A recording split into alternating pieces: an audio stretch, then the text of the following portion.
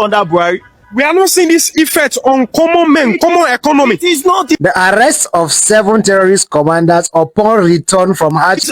Now, local government chairmen are getting their money direct. Tinubu doesn't have the power to do anything to them. They were voted in just like Tinubu.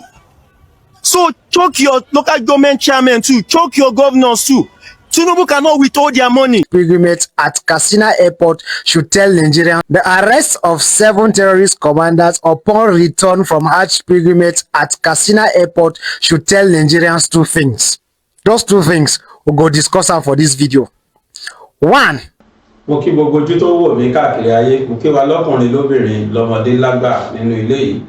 Mo kí wa pa kú dédé àsìkò yàsìkò bójú ọjọ́ ti rí ẹdẹ tó bí. Bó ló ti rí lọ́dọ̀ tí ẹ káàárọ̀ o, ẹ káàsán, ẹ kúrọ̀lẹ́, ẹ káalẹ́. Lóòrọ̀ yìí, orí ètò ọ̀rọ̀ tó lọ òun náà la wà lórí YouTube. A sì wà ní gbàgede mọ̀ lórí Facebook, a wà lórí BGI TV lórí YouTube, a wà lórí BGI lórí TikTok. Gbogbo àwọn àyè yìí ẹ máa follow wa bẹ́ẹ̀ lórí YouTube, ẹ subscribe sí channel wa. Fẹ́ni tó bá jẹ́ gbà àkọ́kọ́ rí tẹ́yìn wò wá tàbí gbà tẹ́ tí wò wá ẹ̀yin ò tẹ́ ráyè pẹ́ fẹ́ subscribe sí channel wa lórí YouTube, ẹ bóyá ẹ ṣe bẹ́ẹ̀ sí kẹ́ bá wa tẹ̀. Èyí tẹ́ bá ti tẹ̀ tẹ́lẹ̀ má tó tẹ̀ mọ́, bẹ́ẹ̀ bá tún ti tẹ̀ ẹ ti unsubscribe nìyẹn. Now, láàárọ̀ yìí oríṣiríṣi ọ̀rọ̀ ló ń lọ lórí wípé ohun tí Peter Obi sọ. Wọ́n ní pé Peter Obi sọ pé Peter Obi lọ sọ́dọ̀ Governor Makinde lọ́yọ̀ State. Ó lọ kí wọn fún ti àwọn ọmọ tán jí gbé ní Oríire. Ó ti wọ almost 2 months Peter Obi ṣẹ̀ṣẹ̀ wá lọ bẹ̀, ó lọ kí wọn. Ṣebí kó lọ bẹ̀ jẹ́jẹ́jẹ́ kó panu ẹ̀mọ̀ ìbàdà. Ó wá sọ pé ṣó dá bẹ́ẹ̀, ṣó yẹ kárí gbọ́ pé fódìdí more than 40 days tó ti já ọmọ yẹn gbé, Gọ́fúnà Tinubu ò tí ì pe Ṣèyí Mákindé kó bá sọ̀rọ̀ lé lórí. Mo gbọ́ oríṣiríṣi táwọn èèyàn sọ lé lórí. Fara tí Gọ́fúnà Mákindé náà máa sọ̀rọ̀ lónìí. Mo rí write-up ní ó máa òótọ́ ni Goodluck sọ bẹ́ẹ̀, but tí mo fẹ́ sọ yìí allegedly mo rí kàmbí kan pé Gọ́fúnà Mákindé sọ pé gbogbo ìgbà tí fóònù bá ti ring làwọn máa sáré lọ wojú fóònù, hoping that President Tinubu ló fẹ́ pe àwọn lórí ọ̀rọ̀ àwọn ọmọ yẹn, pé but up till now President Tinubu ò tí ì pe àwọn. Ẹnìkan wá dá lóhùn pé so president ló yẹ kó pè wọ gọ́fúnà, kì í ṣe wọ gọ́fúnà ló yẹ kó pè president. Buhari. Ladies and gentlemen, níbi tá a bọ́rọ̀ Nàìjíríà dé, pàápàá jùlọ bí táwa Yorùbá tá a bára wa dé, I believe it is high time for us now to talk to ourselves. It is high time to talk to ourselves. Ó yẹ ká bára wa sòdodo ọ̀rọ̀. Nothing but the truth. Ṣé lógiri wa tó lanu? Tálágbà wọ̀ bẹ́ẹ̀. Kórógbá lẹ́nu òbí. Mi apologize láti sọ bẹ́ẹ̀. Kórógbá lẹ́nu ẹ̀ fún tó sọ yẹn. So tó bá dọ̀la tí Nigerians bá dìbò fún tó bá di president, anywhere ní gbogbo state in Nigeria tí problem bá ṣẹlẹ̀, òun ló máa fi fóònù pa àwọn governors yẹn àbí? Kì í ṣe pé àwọn governors ló máa fi fóònù. Kí ló ń pè ní presidential briefing? Kí ló ń pè bẹ́ẹ̀? It is the duty of that governor. Bá ń gbèsè oṣèlú mímọ́ kó lè bá mi rí. Ọ̀yọ́ abduction, Makinde said Tinubu never called, shouldn't seek re-election Obi. Ṣé gbọ́? Obi ló sọ bẹ́ẹ̀ o. Makinde náà tó sọ tiẹ̀. Now,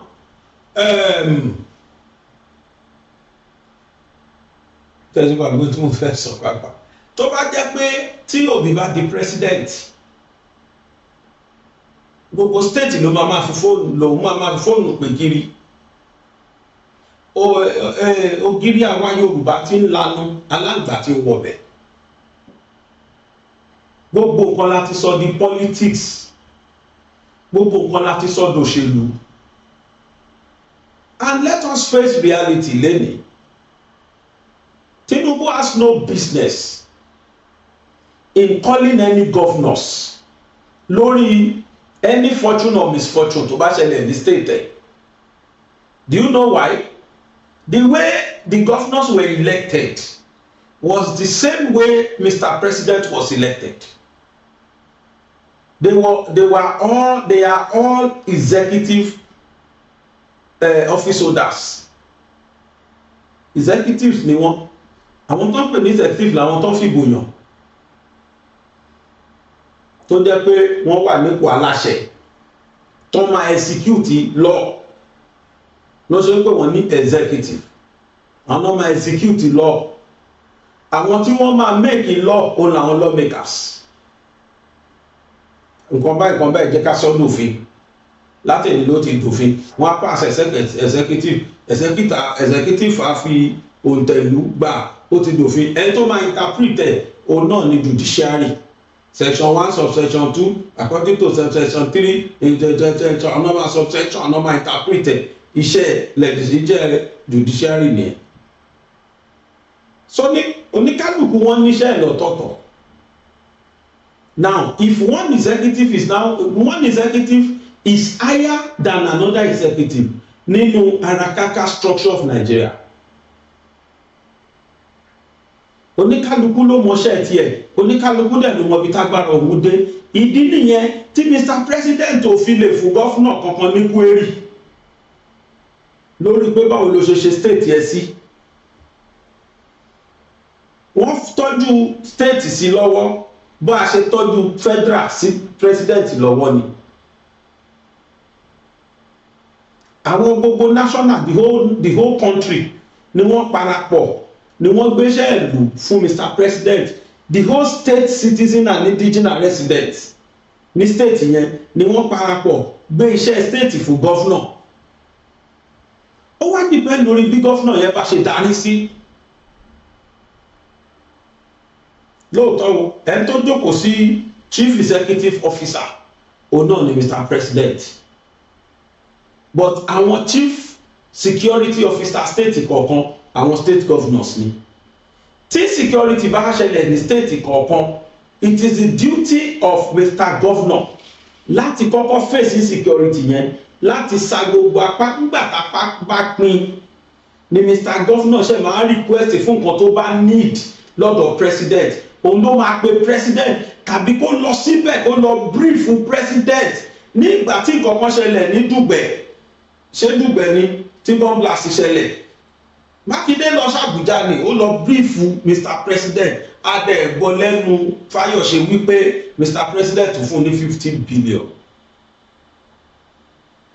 Lọ fi tún gbogbo àwọn tí ilé wọn tí kìíní yẹn affect. Ọ̀yà ẹ lọ fi compensate wọn. The rest is history. Gbogbo àná mo ibi tán lówó gbà lọ. But when you don't call Mr. President, when you don't brief Mr. President lórí wàhálà tó ṣẹlẹ̀ state Mr. President is less concerned.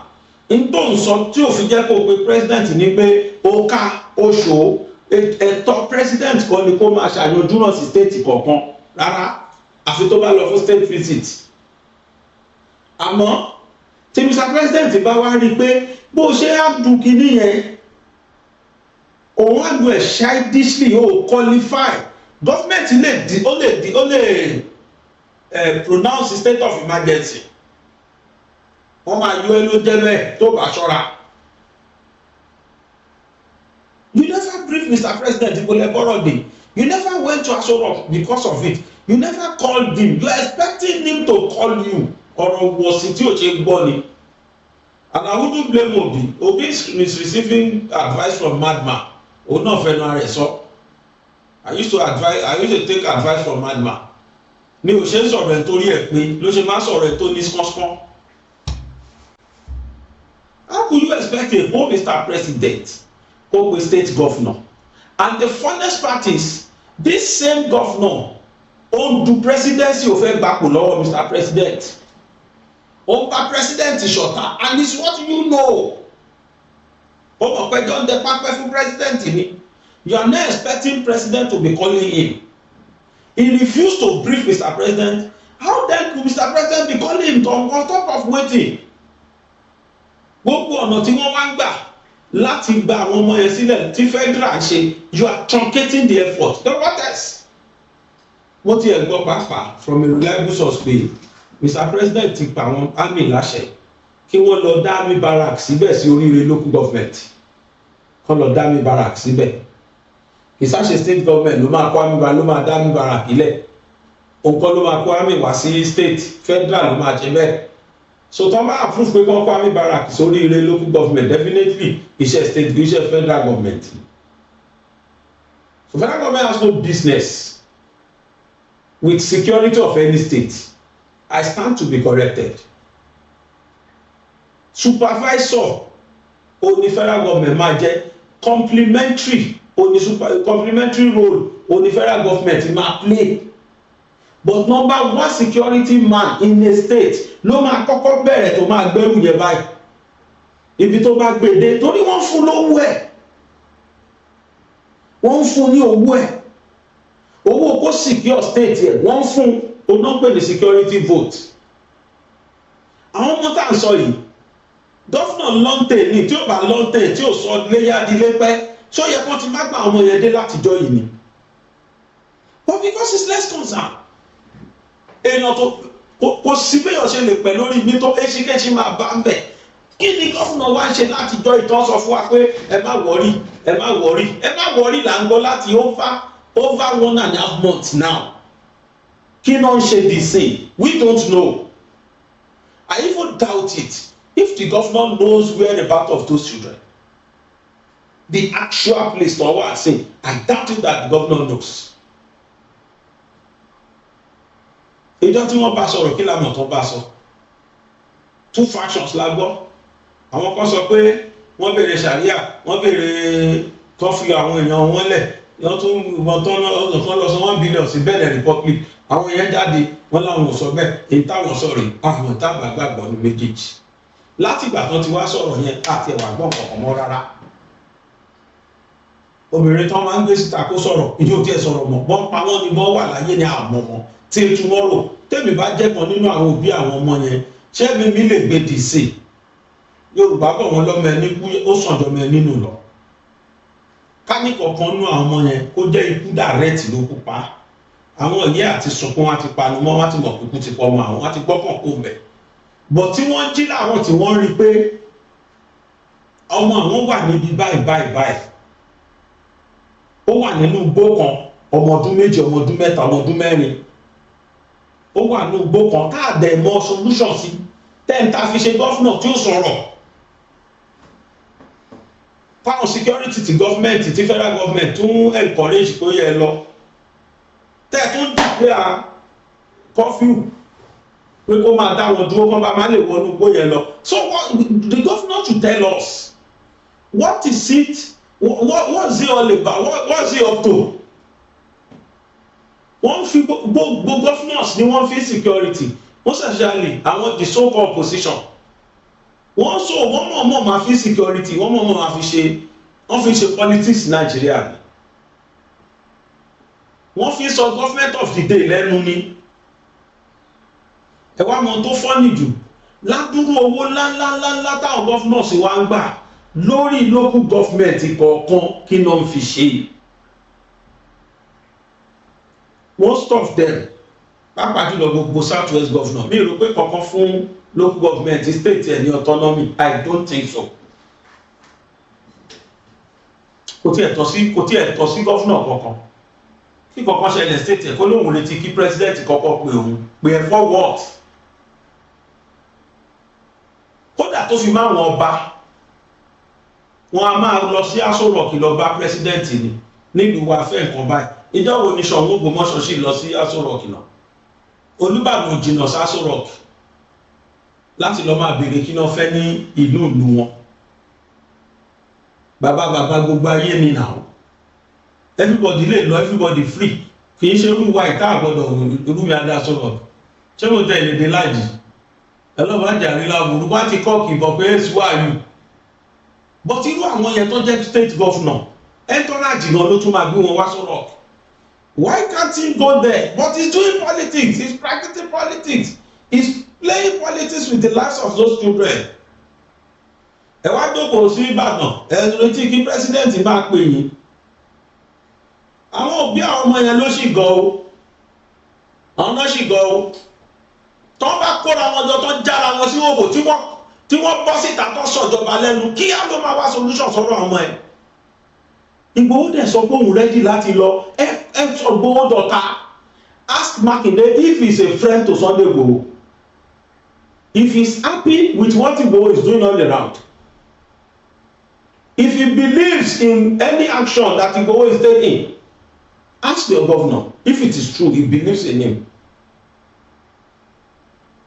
Èèyàn nílé yòó lè báyé kọ máa kọ́ lọ́fẹ̀ẹ́ máa kó ṣiṣẹ́ wá bẹ̀ ẹ má wọrí pé Ìgbòho ló gbé ẹ̀ fún mi lówó ẹ sáà ń kápá pé má kọ́ sẹ́ ilé yẹn dẹ̀ wó lọ. Àwọn ọmọ ọlọ́mọ látọjọ́ yìí ẹjọ́ ṣé tó bá gba àwọn ọmọ yẹn padà ṣáà mọ kéékèèké nu wọn yẹn sọ lè gbádùn mọ́ ṣáà. No, we should face reality. Àwọn ọmọ kan wà àwọn ọmọ léde àwọn òkókó wọ́n wà ní ugbó for over almost 2 months now. No solution. No solution.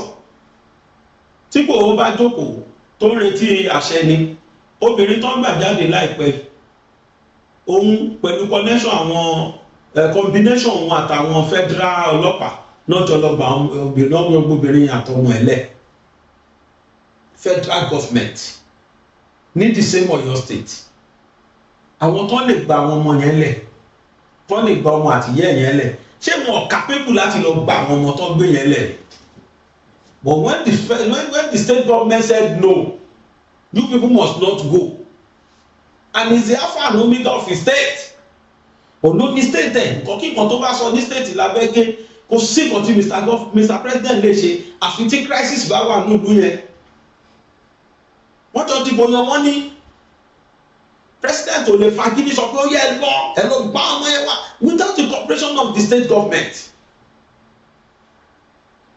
Tí state government bá sọ pé anybody ò gbọdọ̀ wọ state mi bẹ́ẹ̀ ló ṣe máa rí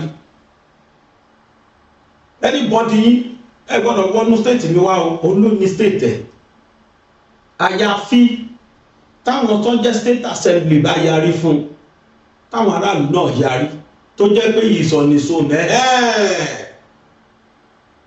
ìgbà ẹni crisis wà ní federal government ṣe máa dá sí oníkálùkù ló ní constitution that is why you see each state tó ní state anthem tiwọn wọ́n ní state flag tiwọn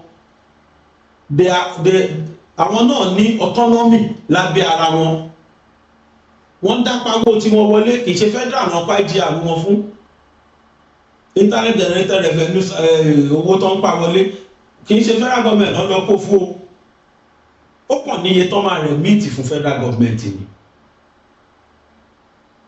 ó dẹ̀ níye times 2 times 3 tó máa fi gbà padà nínú federal allocation but Mr. Governor òun ni number 1 citizen náà ṣe ń pè ní your excellency òun ló gba 100/100 òun ni number 1 citizen state yẹn bílùú yẹn bá dáa governor ni ẹ mú bílùú ò bá dáa governor ni ẹ mú but you know what àwọn kan wà ní Nàìjíríà ministry kan bóyá parastatus ní kí n pè wọ́n pè wọ́n ní National Orientation Agency ṣé ẹ rí àwọn agency yìí they are undermined in their activities.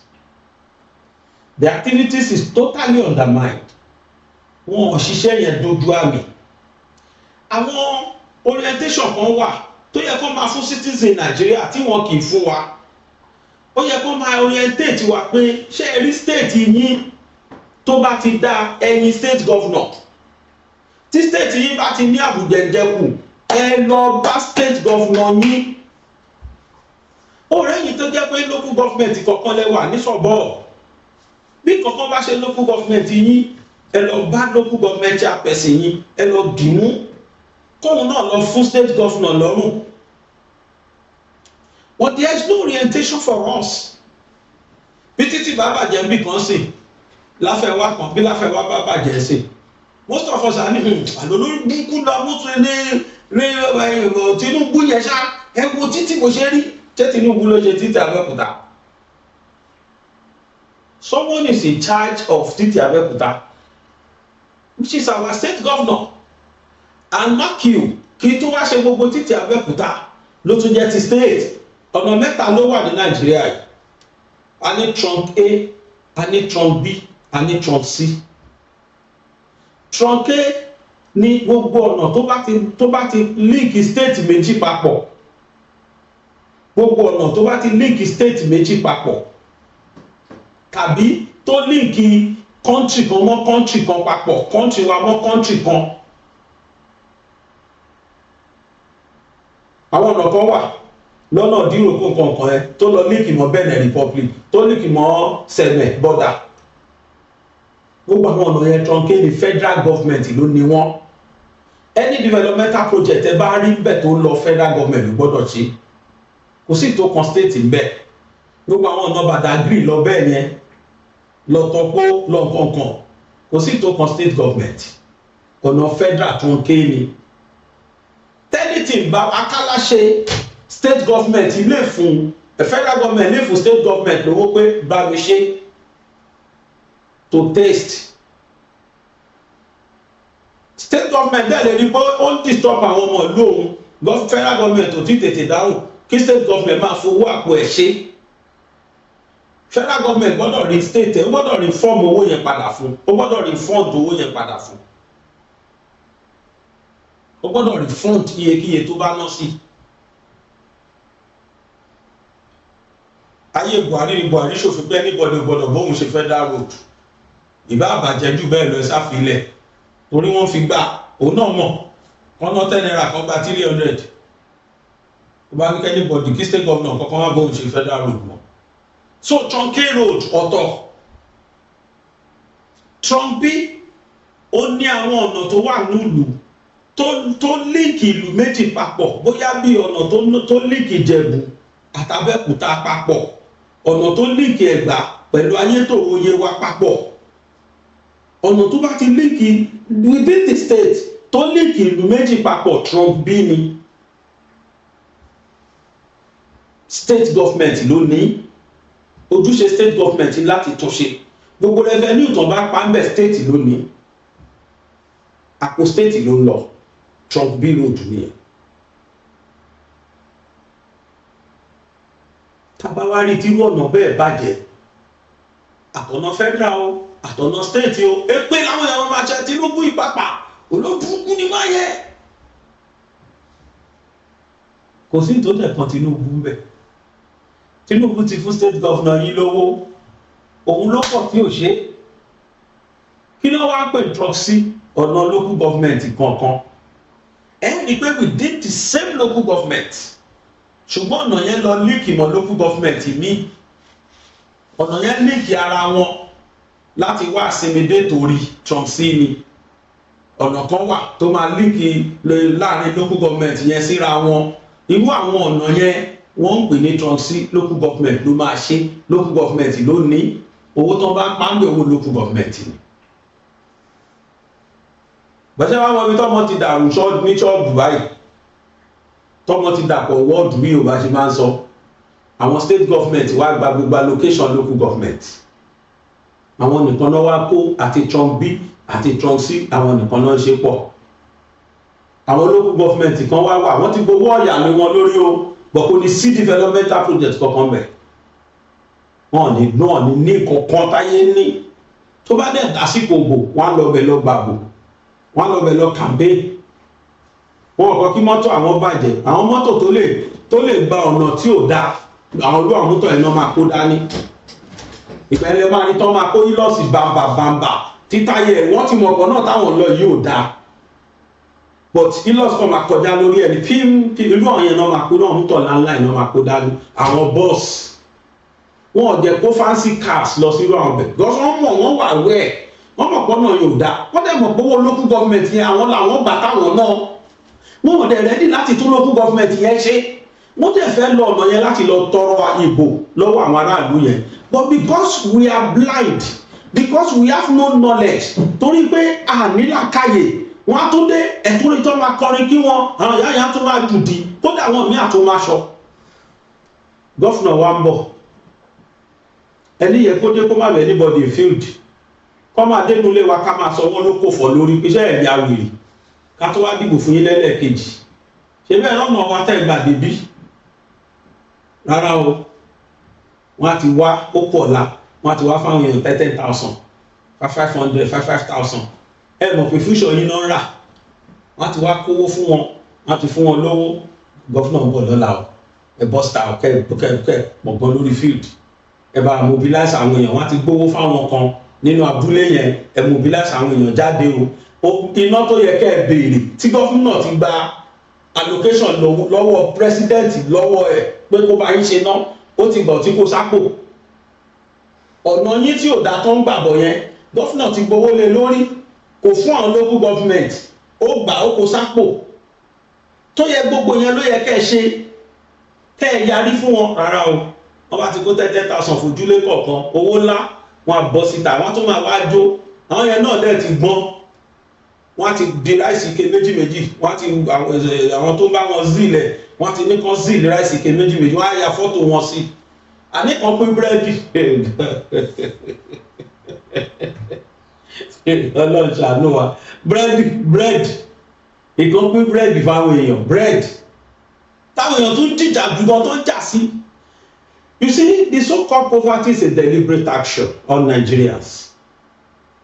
Àwọn elite mọ̀ọ́mọ̀ ni wọ́n mọ̀ọ́mọ̀ jẹ́ kí poverty yẹn wà deliberate débi pé ṣé bí Yorùbá kòwé wọ́n lọ́lọ́run ò ní jẹ́ kẹ́ni tó gbọ̀gbọ́n kẹ́ni tó gbọ́n lè máa tú jẹ.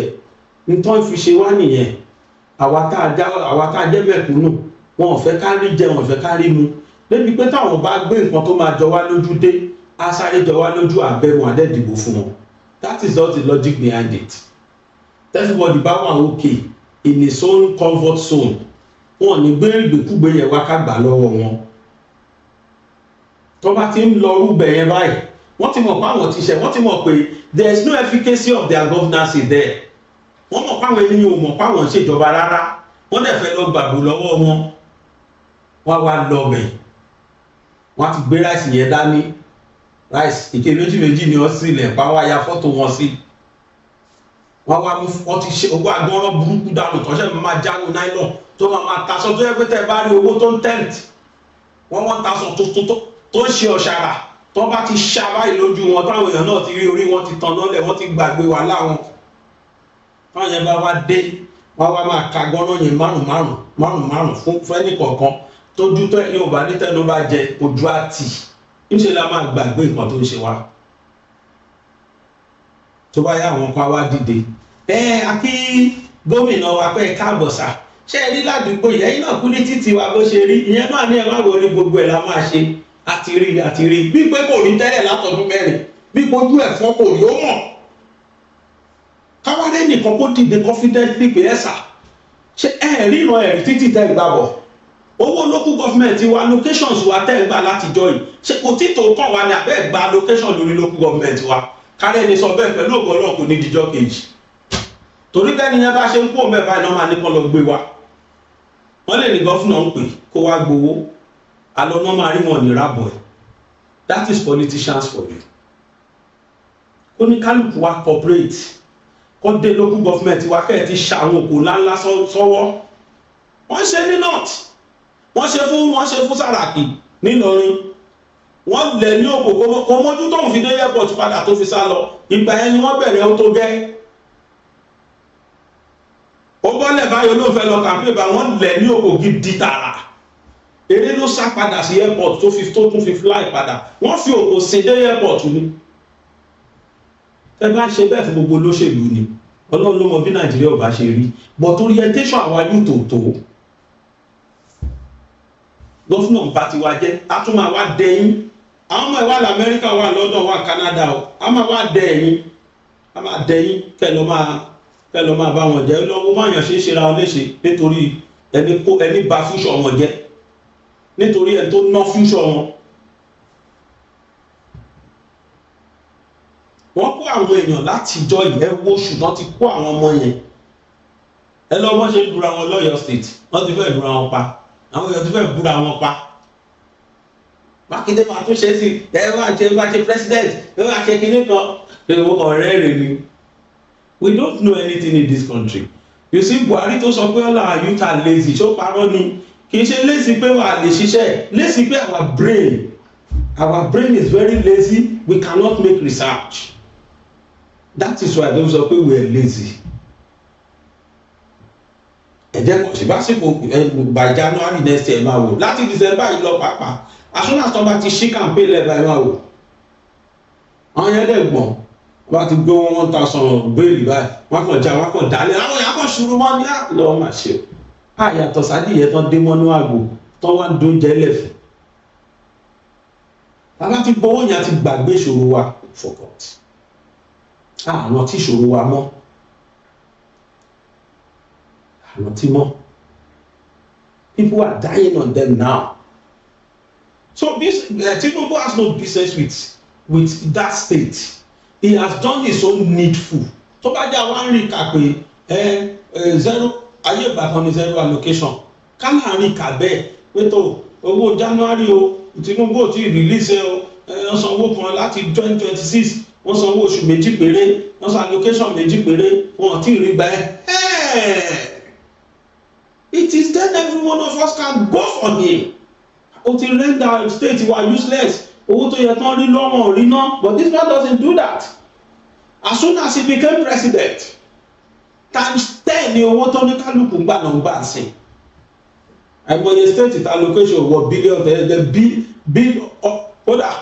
bí tí o ṣe pè ní wọ́n gbà sí. The least local government the least state tó gba least allocation ló gba 12 billion 13 billion the least ẹni tí ó gbà rárá ló gba 12 billion per month ní allocation kò tí ì máa jẹ àwọn state yẹn a ní àwọn tó ń gba 100 billion lóṣù kí ló fi ṣe wọ́n dẹ̀ tó ṣẹ̀ṣẹ̀ wá gba state allocation Ògolúwa àbí kí ni máa yẹn pé mo rí fídíò kan sì máa ní complete just one local government lọ́yọ̀ state since 2020 till date ó ti níye billion bóyá 70 billion àbélò just one local government just one wọ́n dẹ̀ ní kò sí any developmental project níbẹ̀ rárá Tinubu náà ló ṣe yẹn tí nǹkan bá ṣẹlẹ̀ local government yẹn sì gọ́fúnà yẹn lóhùn tó retí kí Tinubu wá pé òun ẹ̀kọ́ owó local government yẹn fún wọn kán fi ṣe wọlé ọ̀dọ́ irú oníborùn náà o local government tá ń já fún yìí náà bọ́n bá fún wọn lálòkéṣàn wọn ṣe bára wọn náà ní local government chairperson ayé ìgbà kan làwọn local government chairperson lọ ra lé sí Alabama ra lé sí kinní kan tó ń fowó local government lọ ra lé àwọn kan ṣe bẹ́ẹ̀ when there is no transparency and accountability kò sí stewardship owó tó bàbá ìbàlẹ̀ ṣe náà kò sí yẹn nobody will ask them. So àwọn governors yẹn náà fi yẹn justify ara wọn àwọn aláwọ̀ máa ṣe project yẹn fúnra wa torí àwọn local government chairperson tá à ń yàn àwọn náà kówó náà wọ́n fowó gbóbìnrin èmi mọ chairman kan mo forúkọ bò láṣìírí mo lè forúkọ bò local government yẹn láṣìírí ojúmọ́ kan obìnrin kan ni mo mọ̀ dáadáa no be say dem tell me I know am kódà ń gbò tó stage kó lọ kó tẹ́ ẹ̀ hòtẹ́ẹ̀ yẹn ló ń gbọ́ ọmọ lọ ń gbòjó ló ń gba location direct ojúmọ́ kan obìnrin kan ni ń gbòyà ló kó tẹ́ ọ̀ tó kúkú fi bẹ̀ṣù tẹ́ ẹ̀ gan tó ń gbóbìnrin lọ gan local government chairperson ó kàn ra lé kiri ní owó local government no single developmental project ní local government ẹ̀ tó fi lọ ọdún mẹ́jọ kan ọdún méje bí mẹ́fà lọ́lọ́ ó dàbí 3 years náà ló wọ́n wọ́n ta tó fi lo táàmù ẹ̀tàn ọdún tí ń tàn property yẹn jẹun sí tó kó tẹ́lì kiri tó kọ́lé epo tó ojúmọ́ kan báyìí sí obìnrin kan àwọn ló gbọ́n mẹ́ṣẹ́ àpẹẹsẹ̀ kan nìyẹn and that was the excuse táwọn governors yẹn give ẹni ọgbọ́n gbọ́n ló gọ́ọ̀mẹ̀ntì káàkiri pàápàá jùlọ àwọn local government tó bá wà remote So we are just shouting Tinubu, Tinubu, Tinubu. Mo show video kan lánàá nu video tí mo ṣe, mo play video bí Tinubu ti ń sọ̀rọ̀. Àwọn èèyàn tẹ́ ẹ̀ cheat yìí, inú local government yẹn ni wọ́n ń gbé ẹ̀dẹ̀ ń gbawó lé wọn lórí. They live there, they do their business there, that's where they sleep, that's where they eat. Àwọn social amenities tó yẹ kí wọ́n enjoy, ẹ deny wọn látara pé ẹgbàá location lórí wọn ẹ̀dẹ̀ jẹ́jẹ́. Ẹ sọ the family support money. There's nothing president can do. Wọ́n jọ dìbò yan wọ́n ni. Wọ́n jọ dìbò yan wọ́n ni. Àníṣe kò sí local government kan tó gbà less than 200 to 300 million per month minimum 200 500 I need over 500 million I need over 700 million lóṣù kan wọ́n dẹ́ gbà bẹ́ẹ̀ lóṣooṣù. Kéèyàn wá ní 33 local government state ẹ̀ kó máa gbarú owó yẹn ló local government kọ̀ọ̀kan amount to how many trillion. And there is not much to show. There is not much to show. Ẹlòmíì ní 20 local government bí local government yẹn ṣe tó allocation yẹn ṣe ń tó wọ́n tẹ̀ ń gbà sápò bẹ́ẹ̀. Kò sí gọ́fúnà kankan tó ṣe gọ́fúnà ní dispensation Tinubu yóò tó máa lóhùn kúṣẹ̀ rárá kò sí. Iṣẹ́ tó ń dẹ̀ ṣe òtálì pẹ̀lú tó ń gbà wọlé. Kò tí ì máa location tara tí wọ́n tó ń gbà state à ń sọ̀rọ̀ local government now. Ẹ jẹ́ ká wo fídíò ọ̀gbẹ́ni tí wọ́n interview ọmọkùnrin kan. Ó yẹ ká mọ̀ pé Tinubu cannot do much. Gbogbo àpọ̀ pariwo lé Tinubu ni. Máa yẹ ó gbé mi lẹ́rìí pẹ̀lú àwọn nǹkan tí mò ń sọ. Ẹ ká wo fídíò yìí. What they used to get under Buhari. The problem we have is that we don't choke our state government. And they are just free. Do you know each state government is getting at least double what they used to get under Buhari? We are not seeing this effect on common men, common economy. It is not this. Now, local government chairmen are getting their money direct. Tinubu doesn't have the power to do anything to them. They were voted in just like Tinubu. So choke your local government chairmen too. Choke your governors too. Tinubu cannot withhold their money. He doesn't have the constitutional power to withhold their money. But everything is about Tinubu. Our state government are getting almost times 3 of what they used to get under Buhari. They are not doing anything with it. But it's always about Tinubu. So you mean you feel we are not holding our local leaders accountable? Local government chairmen accountable. Do you know your let me ask you, where do you stay, sir? I live in Ojodubega. Do you know your local government chairman? I don't know the one for Lagos, but I'm from Kogi State. I know the one from Kogi State. Local government chairman of where you are living. Do you know the Federal House of Rep in charge of your where you are staying? Faleke. Okay. Do you know the Lagos House of Assembly person in charge of where they are staying? This man is holding me by my boss. No, it's not. I'm just. These are the things that you are supposed to think of. These senators are getting billions of naira every month to do things in the community. What do they do? See, Tinubu is not the one that is. If you want, if the common men want to be affected, the local government chairman, the governors, because they are closer to us here. It's not Tinubu over there. He has done his part. He has created an avenue for the country to generate more funds. But then he is the one responsible to fix the economy. The one that affects the common man. Yeah, he's fixing the economy. Nothing has changed about the economy. Oh, do you know about our foreign reserves now? It's at the 17-year highest, $51 billion. How does that affect common men, sir? See, that's why I'm telling you, it's not the price of Gary. We are at the end of the day, government of the people, by the people. It is the people that matters. Exactly. Why? The people that really affect you, you don't tackle them. It's the local government chairman. He fought for them to be getting their money directly now, so that no governor can put a hand on those money. Some of them are getting as much as 2 billion per month. Do you hold them accountable? You don't know even your roads. You don't know the one that is federal, the one that is state, the one that is local government. Everything.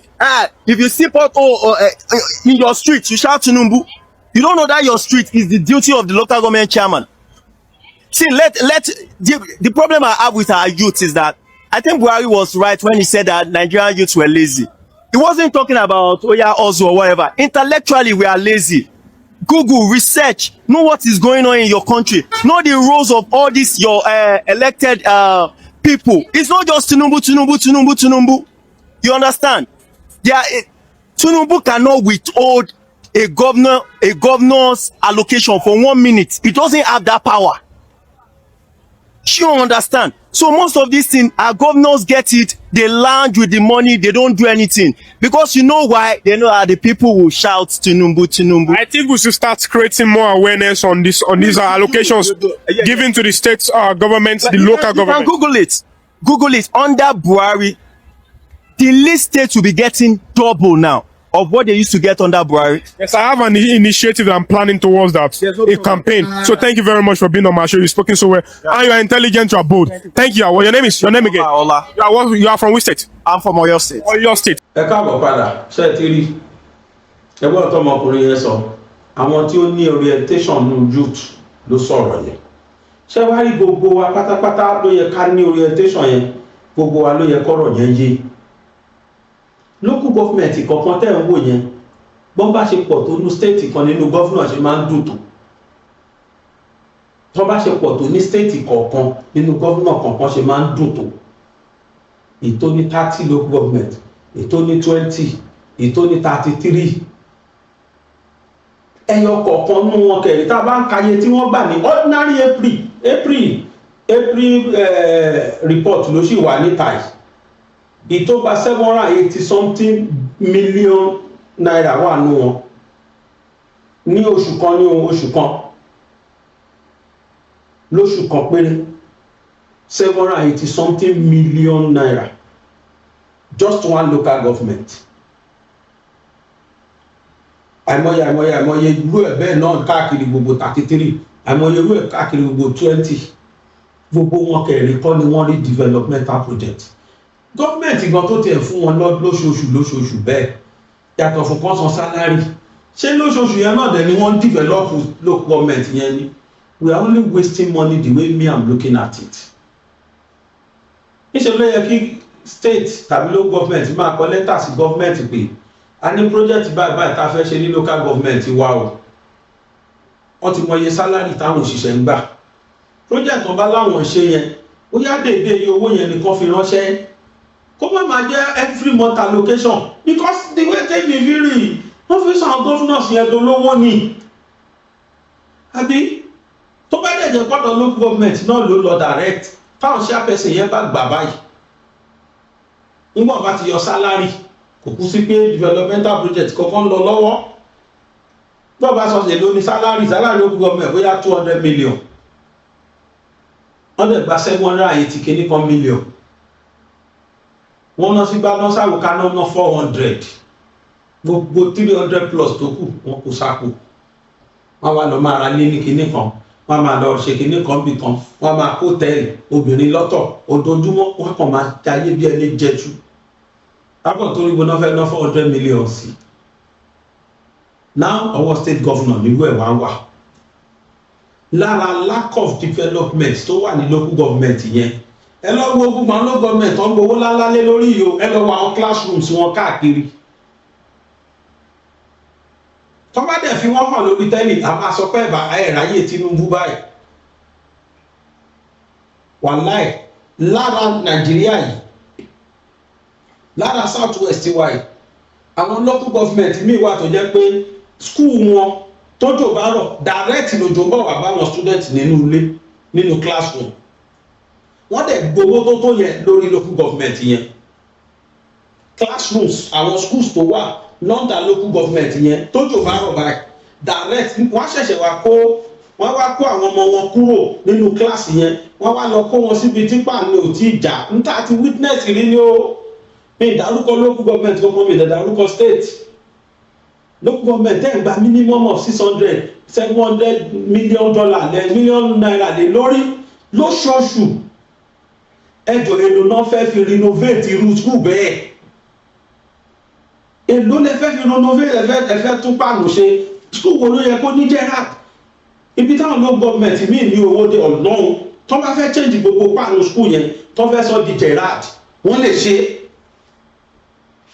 pé gbogbo primary schools tó wà local government yín school local government mi wà tó jẹ́ pé how many primary schools ló máa wà ń bẹ̀ ló lè má ju 6 lọ secondary schools lè má ju 4 lọ gbogbo school tó wà local government yẹn lè má ju 10 lọ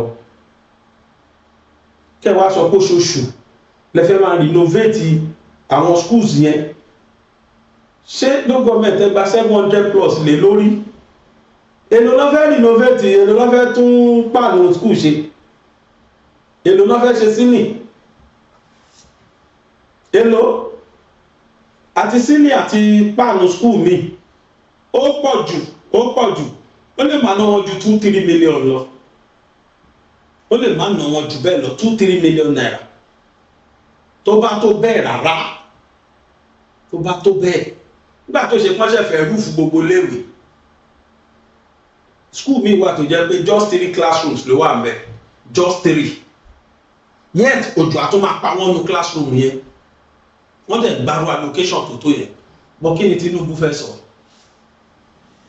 kí ló fẹ́ sọ sí ẹ ti gbọ́dọ̀ lẹ́nu báyẹn wọ́n jọ elect wọn ni irú àwọn schools báyìí irú àwọn local government báyìí làwọn political functionaries yẹn máa dé lẹ́tún máa lọ jó pàdé wọn kò tún ní yé wa pé àwọn school tá a sọ kán ti wà dilapidated yìí ni wọ́n tún máa lọ tó àga sí fáwọn yẹn o wọ́n á tó tẹ́yàntà tent wọ́n máa wá jójú ẹlẹ́yà iléèwé wa yẹn wá wò ó tójú bá rò ń pa àwọn ọmọ wa ń bẹ̀ ni bóòrùn bá rò orí wọn ló ràn lé ẹjọ́ tó dá wa sí kan yàtọ̀ fún páànù yàtọ̀ fún kínní classroom míì wà tó jẹ́ lẹ́ẹ̀lẹ́ làwọn ọmọ yẹn jókòó ọlọ́run mo ti rí nílùú ẹ̀ Yorùbá yìí mi ní dárúkọ school kankan mi lẹ́ni dárúkọ local government classroom míì wà tó jẹ́ ilẹ̀ ẹ̀lẹ́ làwọn ọmọ wọn jókòó sí school pẹ̀lú gbogbo tá à ń rí pé wọ́n ń gbà l'allocation local government yìí kò yẹ kí school kankan máa ní kó bì kan ṣí àwà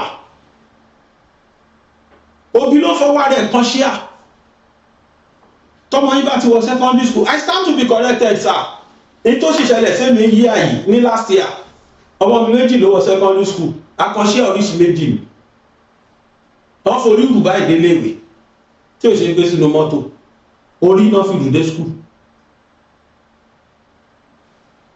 mo lọ́mọ méjì ó lọ́mọ 4 tí mo ṣì ní secondary school ó lè má jẹ́ mi mo bí ogun ọbẹ̀ tó sì jọmọ mi tó sì jọ̀wọ́ mi lówó tí jáde sí wọn tá kan ṣe à ṣó yẹ kárí ẹ ní local government tó yẹ kó bí máa kan ṣe à lọ ládùúgbò ń tà ní tó ń gbà yìí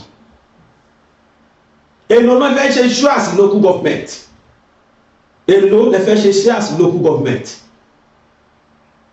so our governors wa we should want them all the local government chairperson we should want them to account they should account for us èlò number they should be accountable for it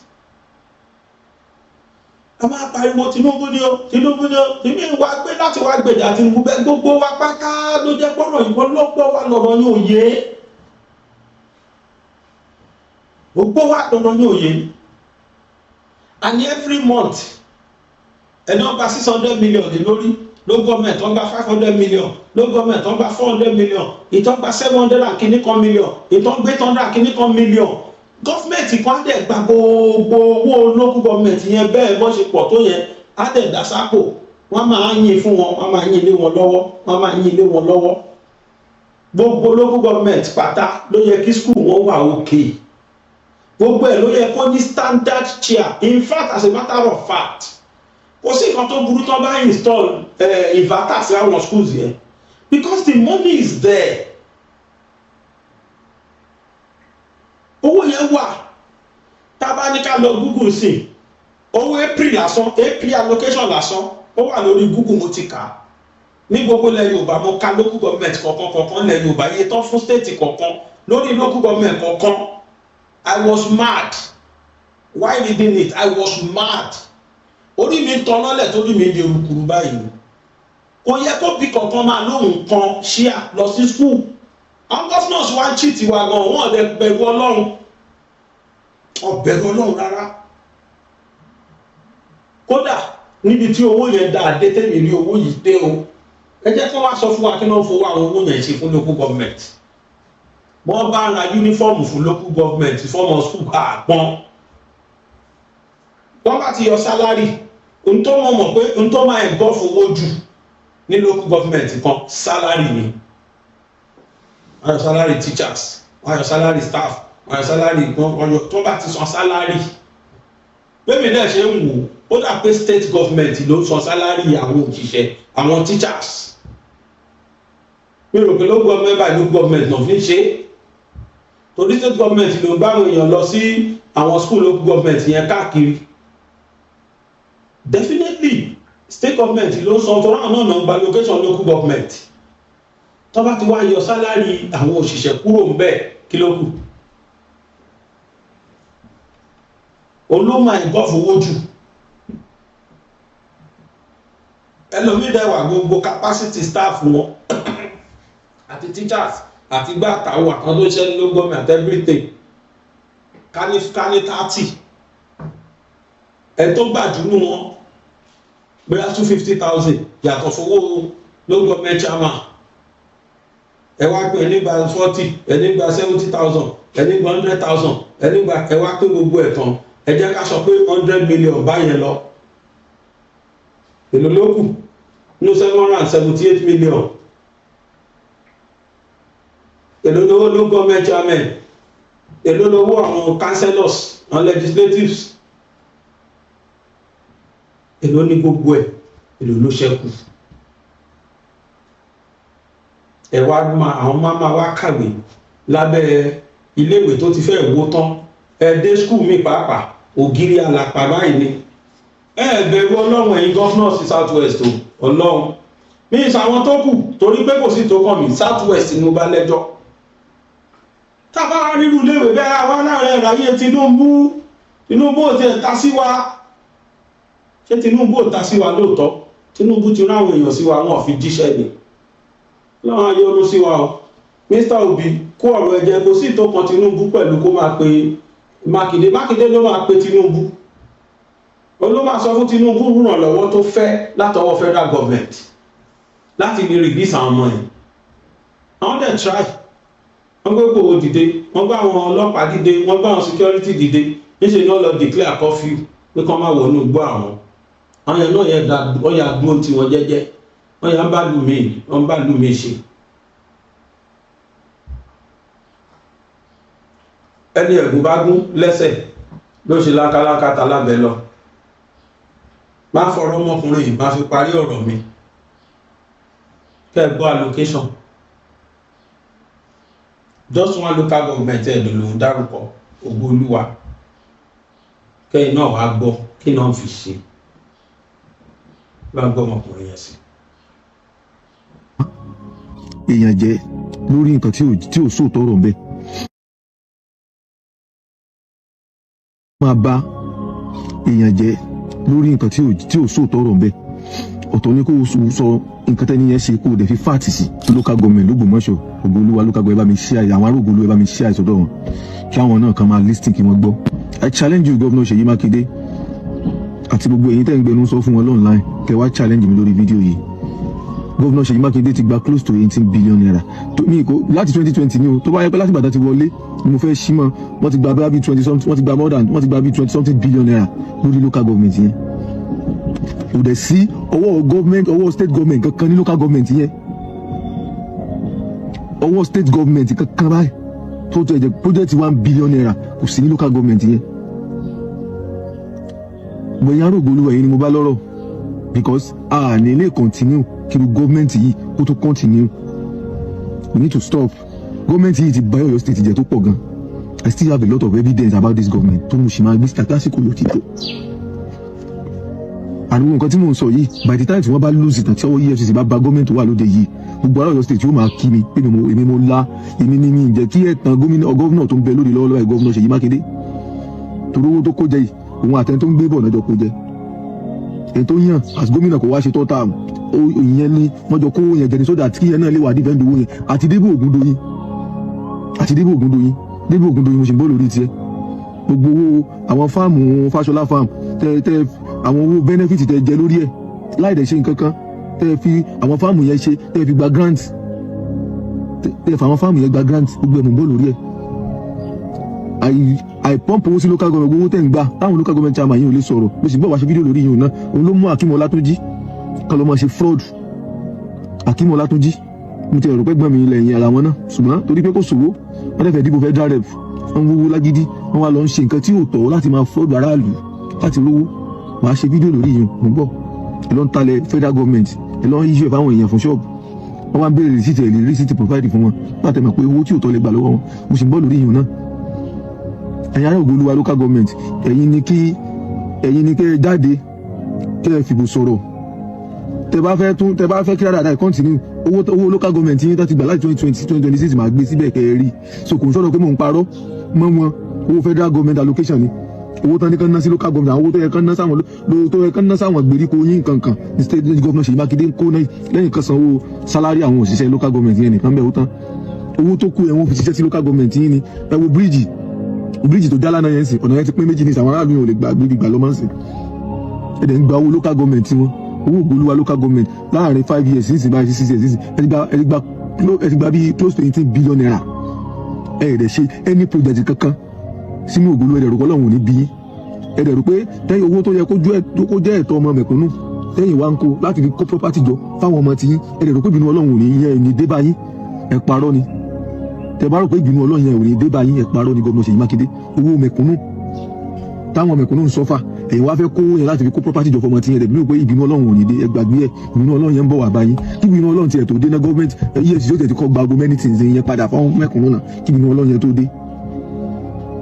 ẹ wà máa sọ̀rọ̀ tútù ẹ fi máa tan aráàlú ẹ dẹ̀ ti bá Ọ̀yọ́ state jẹ́ gbogbo bí tẹ kó yẹn sí gbogbo ilẹ̀ máa sọ máa fi proof owó tẹ ti gbà ní local government Ògbólúwa yẹn tí wọ́n ń sọ́fà tó ń pariwo báyìí nísìn máa fi proof ẹ̀ sí ìbàyí tẹ wá jáde wá pé irọ́ ni mo pamọ́ yín gbogbo àwọn tó ń gbẹnu sọ fún yín online náà àwọn illiterate ọ̀dẹ̀ tí wọ́n ń sọmọ Ọ̀yọ́ state gbogbo àwọn tó ń jáde fún yín kò lè sọmọ Ọ̀yọ́ state gidi kankan tí ó wà sọ online wà máa sọ̀rọ̀ tí ó máa support yín àwọn máa lè tàn kán sàn wá sí Ìbàdàn tán rìn wá sí Ìbàdàn tí wọn táyé wọn ò dáńdù tán bí wọn sí tán wá sán wá sí Ìbàdàn àwọn yẹn ló máa support yín online ọmọ Ọ̀yọ́ state kankan kò ní ever support yín ọmọ Ọ̀yọ́ àti gbèríko àti gbòòrò Ìbàdàn àti gbogbo ẹ̀ kò ní ever support yín tó rẹ̀ mọ̀ pé ti ba ayé state jẹ́ ṣùgbọ́n àwọn wèrè tí ò ń sọmọ Ìbàdàn tí ò ń sọmọ Ọ̀yọ́ state àwọn ni ó wà sọ́nà tí wọ́n wà máa support yín kọ́ lọ́mọ Ọ̀yọ́ state gidi tó dẹ̀ mọ́ tẹ́ ẹ ti ṣe àtòwó tẹ́ ẹ ti kó jẹ kò ní ever support yín so ìwọ tó bá fẹ́ defend wọn ọ̀rọ̀ tí mo sọ àtòwó tí mo sọ wọ́n ti gbà yìí lọ gbá research tó bá yẹ kémi wá parọ́ mọ́ wọn tó wá gbé jáde pé ọmọ pamọ́ wọn ṣe yàrá Ògbólúwa tán bá ti wá sí campaign lọ́dọ̀ yìí òkò ní kẹ́ fi lé wọn òkò ní kẹ́ fi lé wọn tán bá ti wá sí campaign ìjà tán máa ń tiwọn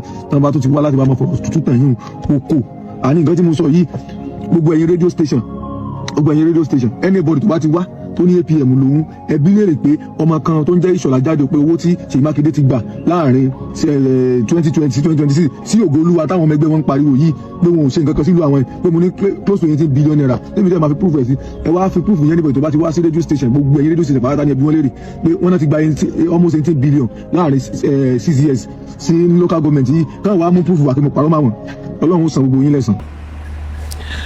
One of the most important and significant challenge that seriously bedevils the northern part of Nigeria today is the issue of insecurity. Insecurity in terms of bandits attacking the northwest, terrorists attacking the northeast, and communal clashes, farmer herdsmen, and kind of killings, banditry that also takes place in north central part of Nigeria. Now, I have seen that the opposition are trying to use the issue of insecurity to their own advantage, which is very unfortunate. But let us dissect the issue of insecurity in the north and find a solution to it. Number one, the issue of insecurity in the north didn't start just yesterday. It has been with us in the last 15 to 16 years, almost a decade and a half ago. And in those times, bandits have killed people in the northwest. They have kidnapped people. They have extorted hundreds of millions and billions in ransom. The same thing in the northeastern part of Nigeria. They kill, they kidnap, and they extort ransom. They pillage homes, burn down villages in Benue, in Nasarawa, in Plateau, and other parts of the north central states. But now let's look at it. it has been like that under the Buhari administration. And President Buhari was elected in 2015 on the pledge, the promise that he will address those security challenges. And let us not forget that people in our own part of the country, the north, largely are mostly kept quiet when that government was unable to address such problems. In fact, it was a taboo for anyone to question the failure of the government to address the killings, the banditry, the kidnappings that took place in northern part of Nigeria. Why? For ethnic, for sectional, for religious reasons. That was basically the reasons for that. Secondly, let us not forget that under the last administration,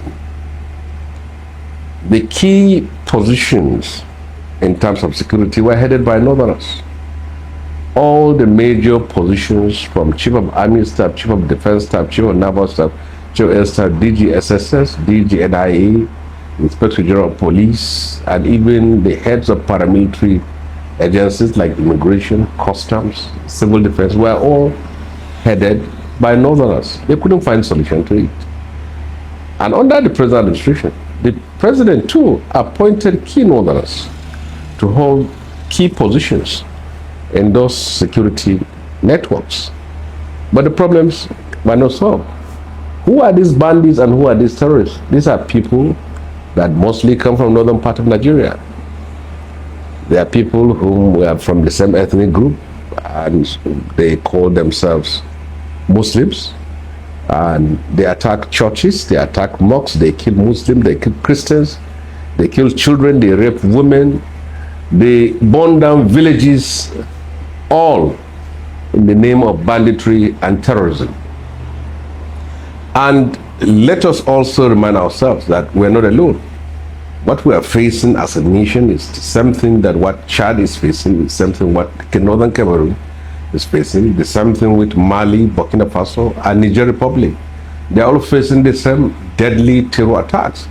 They attack soldiers, they attack policemen, they burn down barracks, they kill students, they kidnap students, they kill women, they rape women, they stop commuters, they burn down buses, they attack all places.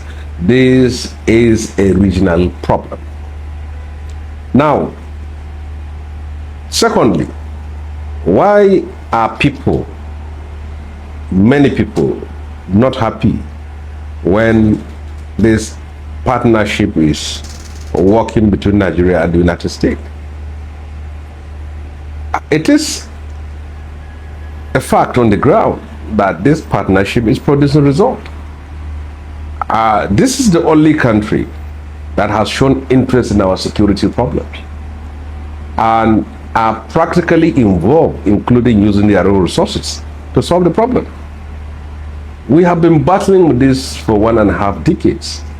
Where are all our friends in Africa? Where are all our friends in Asia? Where are all our friends in the Middle East? Where are all our friends in Europe and other countries of the world? Where are they? Why can't they come and support us and help us to quench this fire of terrorism and banditry? Only one country has shown interest in that.